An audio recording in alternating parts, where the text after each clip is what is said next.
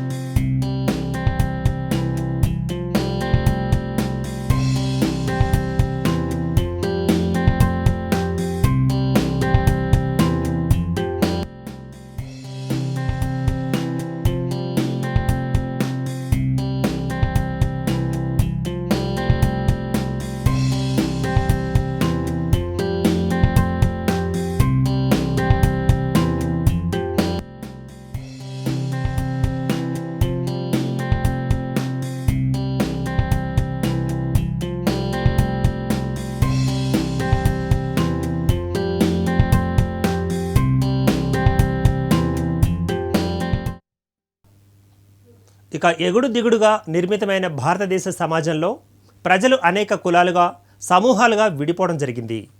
కొందరు పుట్టుకతో అత్యున్నత గౌరవ మర్యాదలు, సంపద, అన్ని అవకాశాలను అనుభవిస్తే మరికొందరు కనీస హక్కులకు కూడా నోచుకోకుండా కటిక పేదరికం, అంటరానితనంతో దుర్భర జీవితాన్ని నెట్టుకొస్తున్నారు.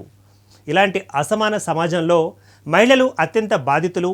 అత్యంత హేయమైన కుల, పితృస్వామ్య సమాజంలో అనేక అవమానాలకు, అత్యాచారాలకు గురవుతూ కనీస మానవ హక్కులకు నోచుకోకుండా బానిసలుగా బ్రతుకుతున్న మహిళా లోకానికి బాసటగా క్రాంతి జ్యోతి సావిత్రిబాయి పూలే నిలిచారు.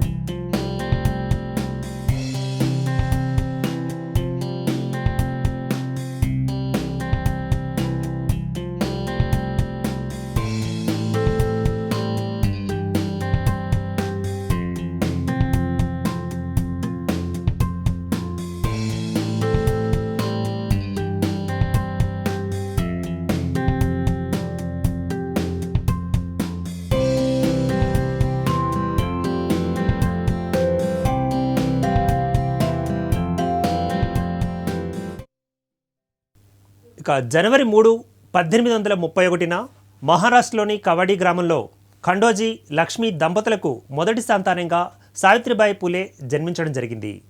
తన 9వ ఏట 1840లో 13 ఏళ్ల మహాత్మా జ్యోతిరావు పూలేతో ఆమెకు వివాహం చేశారు. అప్పటికే బ్రిటిష్ మిషనరీలో ప్రాథమిక విద్యను పూర్తి చేసుకున్న జ్యోతిరావు పూలే తన భార్యకు చదువు అవసరతను గుర్తించారు. ఆమెకు చదవడం, రాయడం నేర్పించారు. స్వతహాగా తెలివైన, చురుకైన సావిత్రిబాయి త్వరగానే చదవడం నేర్చుకుంది. ఆ తర్వాత జ్యోతిరావు పూలే స్నేహితుల సహకారంతో నార్మన్ పాఠశాలలో చేరి విద్యను పూర్తి చేసుకుంది. అనంతరం ఉపాధ్యాయ శిక్షణ కూడా పూర్తి చేసుకున్నారు. సావిత్రికి చదువు పట్ల ప్రేమ, ఏకాగ్రత నేడు వివాహం తర్వాత చదవలేకపోతున్నాం అని బాధపడే ఎంతోమంది మహిళలకు ఆదర్శం.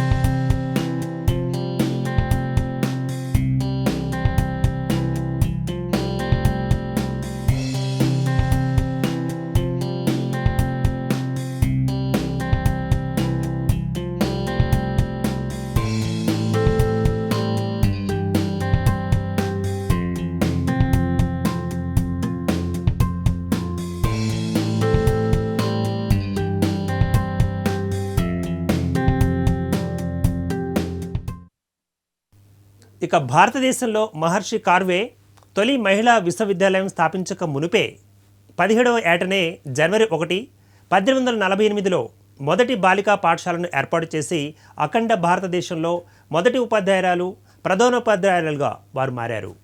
ఆనాటి సమాజంలో సనాతన బ్రాహ్మణవాద ఆచారాల ప్రకారం అస్పృశ్యులకు స్త్రీలకు విద్యను అందివ్వడం ధర్మవిరుద్ధం అని భావించేవారు.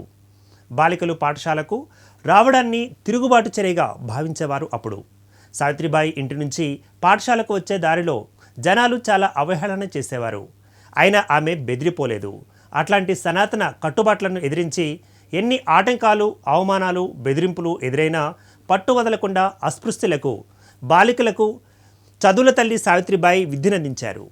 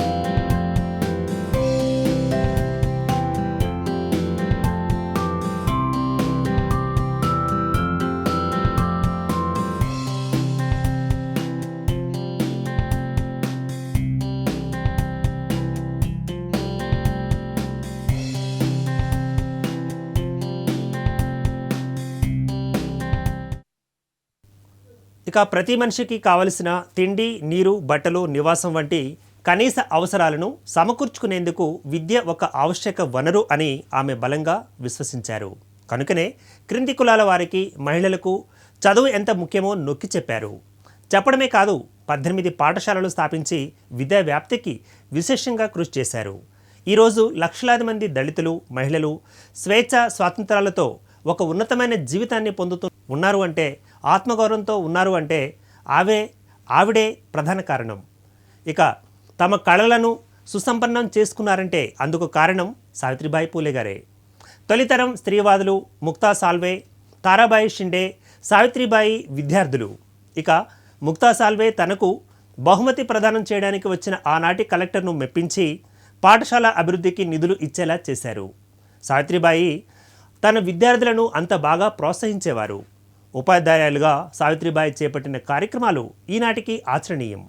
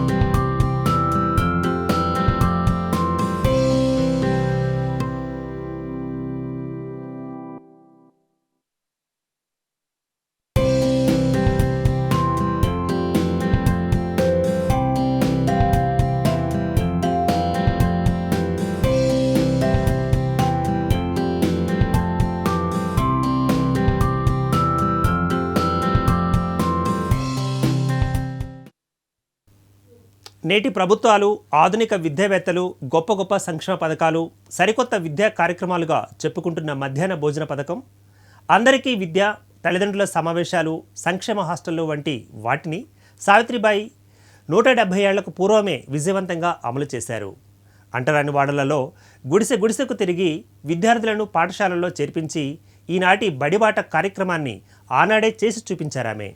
డ్రాపౌట్ సంఖ్యను తగ్గించడం కోసం బడికి రాని విద్యార్థుల కుటుంబాలను దర్శించేవారు. విద్యార్థుల కుటుంబ పరిస్థితులను కనిపెట్టుకొని అవసరాలను తీర్చేవారు. ఒకవేళ వారు అనారోగ్యానికి గురైతే ఆసుపత్రిలో చూపించేవారు. పిల్లల్లో పౌష్టికాహార లోపాన్ని నివారించేందుకు పాఠశాలలలో మధ్యాహ్న భోజనం నిర్వహించేవారు.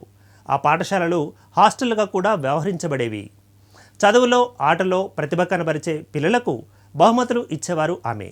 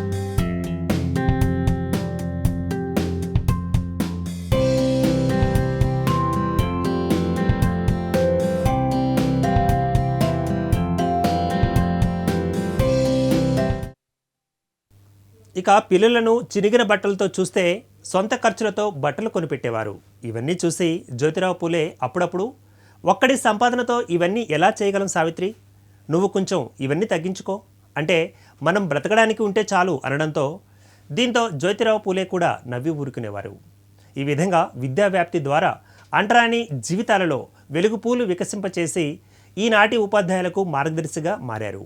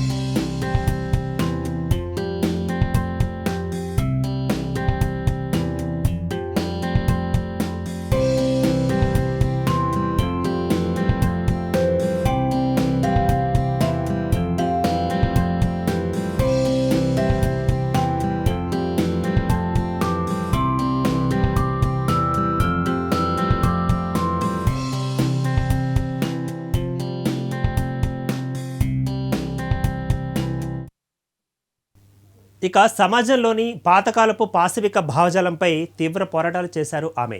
అందుకు ఆమెకు అందుబాటులో ఉన్న ఏ అవకాశాన్ని వదులుకోలేదు. మంగళవారిని చైతన్యపరిచి బ్రాహ్మణ విధవరాణులకు గుండు కొట్టించి చీకటి గదుల్లో బంధించే అన్యాచారానికి వ్యతిరేకంగా ఉద్యమించారు. వితంతు పునర్వివాహాలు జరిపించారు. వరకట్నాన్ని నిషేధించి సామాజిక వివాహాలు జరిపించారు. బాల్య వివాహాలు నిషేధించారు. బ్రాహ్మణ పూజారులు లేకుండా వివాహాలు జరిపించేవారు. అంతేకాకుండా వివాహ సమయంలో పెండ్లి కొడుకు చేత తన భార్యకు స్త్రీలకు చదువును సమాన హక్కులను కల్పిస్తానని ప్రమాణం చేయించారు. తన పాఠశాలల్లో చదివే ఆడపిల్లలు మగపిల్లలకు ప్రీ మ్యారిటల్ కౌన్సిలింగ్ ఇచ్చేవారు. ఆ పిల్లలు ఆధునిక భావాలతో ఉన్న వ్యక్తిత్వాన్ని కలిగి ఉండేవారు. దేశంలో మొట్టమొదటిసారి మహిళా హక్కుల సంస్థను 1852లో మహిళా సేవా మండలి పేరుతో ఏర్పాటు చేశారు. ఈ సంస్థలో కులాలకు అతీతంగా మహిళలకు స్థానం కల్పించారు.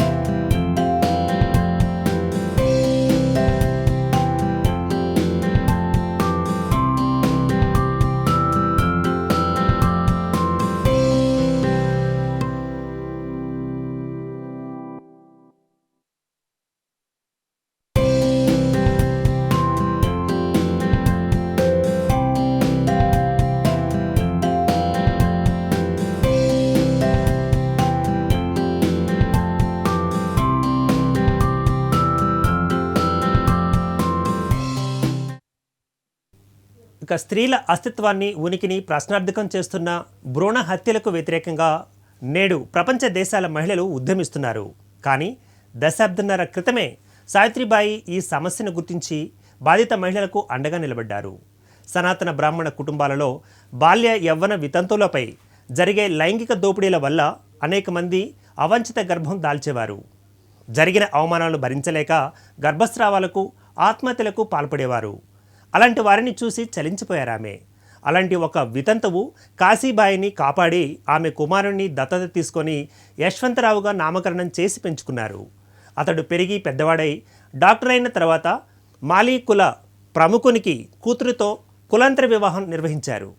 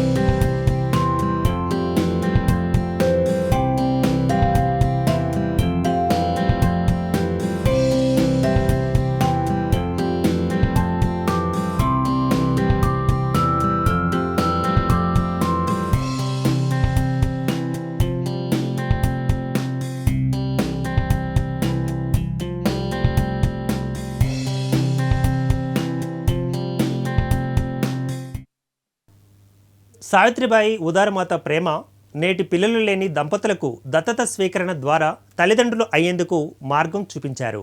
తద్వారా అనాథలు లేని సమాజాన్ని ఆమె ఆకాంక్షించారు.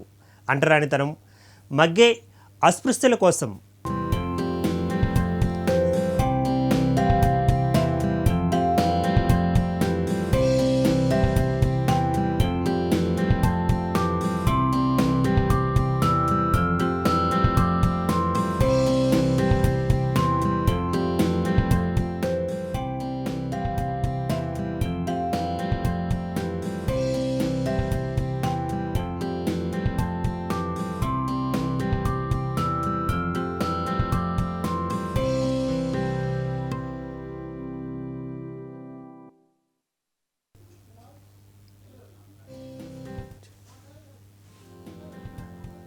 ఇక అంటరానితనంతో మ్రగ్గిపోయే అస్పృశ్యుల కోసం తన ఇంట్లోనే బావిని త్రవ్వించి త్రాగునీటిని అందించిన ప్రేమమయి సావిత్రిబాయి.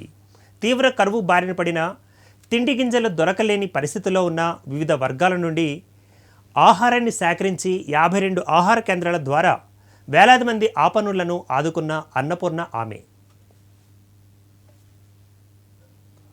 తర్వాత ఈ ఆహార కేంద్రాలు హాస్టల్గా పనిచేశాయి. ప్రక్కవాడు అలమటిస్తున్నా చలించలేని మానవత్వం లేని మనుషులున్న నేటి సమాజం ఆనాడు సావిత్రిబాయి చేసిన నిస్వార్థ సేవల నుండి చలనం తెచ్చుకోవాలి.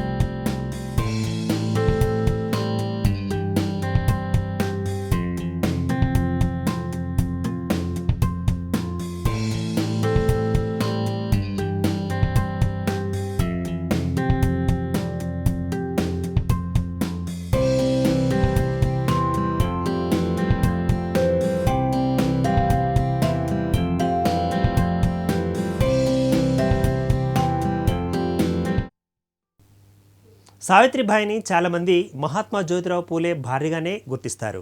కానీ సావిత్రిబాయి భర్తను ఆరాధిస్తూనే ఆయన అడుగుజాడల్లో నడుస్తూనే స్వతంత్ర వ్యక్తిత్వం కలిగిన మహిళ. తన ఆశయాలను కొనసాగిస్తూనే భర్తకు అన్ని వేళలా అండగా ఉంటూ ఆయన ఆశయాలను ముందుకు నడిపిస్తూ నిజమైన భారత శ్రీ ధర్మాన్ని నెరవేర్చిన మహిళ. భర్త మరణాంతరం ఆయన ఆశయాలను అన్నీ తానే కొనసాగించారు. సత్యశోధక్ సమాజ్కు తొలి విరాళం ఇచ్చిన మొదటి వ్యక్తి. ఈ దంపతులు ఒకరికి ఒకరు తోడై దాంపత్య ప్రేమకు నిర్వచనంగా నిలిచారు. నేటి యువతీ యువకులు తమ వివాహ బంధాన్ని దంపతుల్లా సుసంపన్నం చేసుకోవాలి.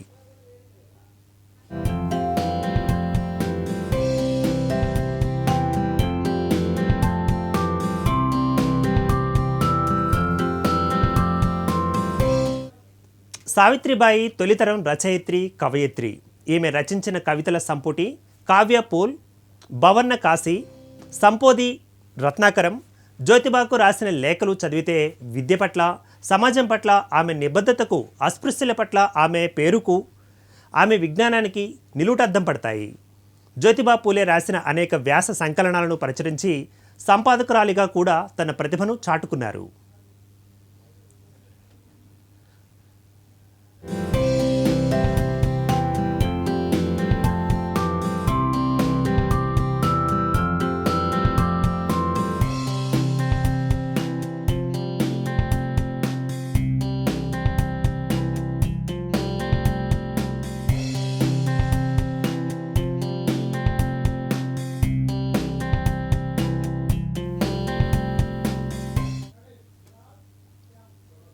ఇక అంటరాని వారి కోసం, బాలికల కోసం పాఠశాలను నడపడం, విధవరాండ్రకు గుండు కొట్టే ఆచారాన్ని వ్యతిరేకించడం, వితంతు గర్భిణీలకు ఆశ్రయం ఇవ్వడం, వితంతు పునర్వివాహాలు, కులాంతర వివాహాలు నిర్వహించడం, దత్తత స్వీకరించడం, కరువు కాటకాలలో పేదలకు అన్నం పెట్టి ఆదుకోవడం వంటి కార్యక్రమాలే కాకుండా భర్త మరణించినప్పుడు సనాతన ఆచారాలకు విరుద్ధంగా ఆయన చితికి నిప్పు పెట్టి నిజమైన అభ్యుదయ భావాలు కలిగిన సంఘ సంస్కరణవాదిగా సావిత్రిబాయి చరిత్రలో స్థిరస్థాయిగా నిలిచిపోయారు. చివరకు మహారాష్ట్రలో ప్లేగు వ్యాధి ప్రబలినప్పుడు తన కొడుకుతో కలిసి పేదలకు వైద్య సహాయం అందించిన దయమయి చివరకు అదే ప్లేగు వ్యాధి కారణంగా మరణించారు.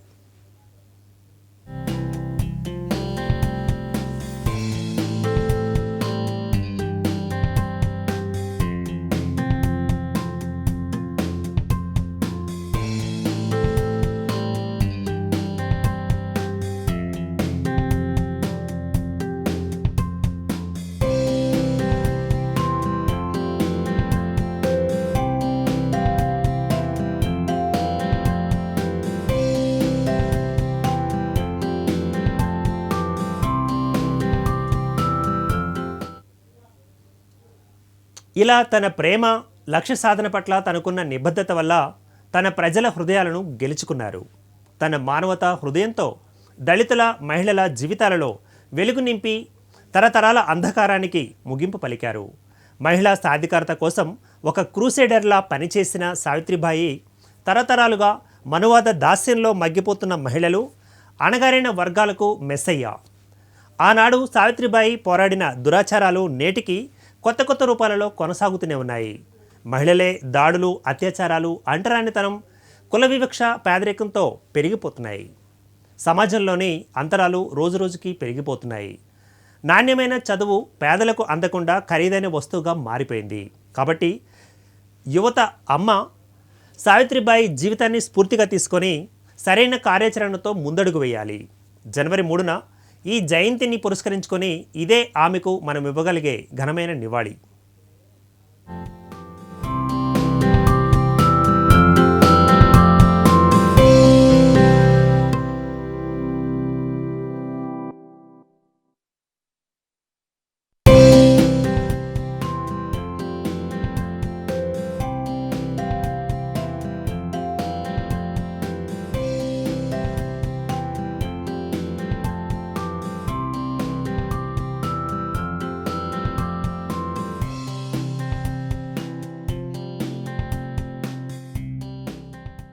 If you like this video, please like it, share it, and for more videos, please subscribe to our channel.